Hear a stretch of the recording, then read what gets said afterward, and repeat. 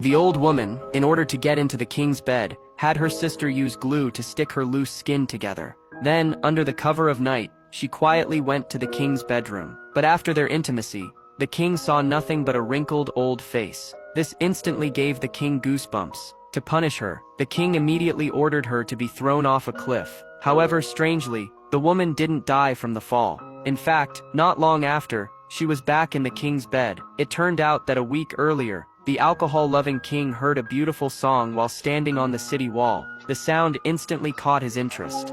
He immediately asked the girl, like a creep, how old she was. Seeing the girl shyly rush into the house, he quickly went back, pulled out a valuable pearl necklace, and had it sent to the girl's house. Little did he know, inside the house were two sisters with dried-up skin. That night, the king, impatient, knocked on the door. The woman quickly tightened her voice and begged the king for a week's time.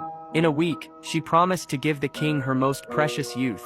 The king, happy inside, returned to the palace. However, right after the king left, the sister felt an overwhelming fear. Their hands had already wrinkled into chicken skin, and in 7 days, they'd definitely lose their heads. But the older sister seemed confident.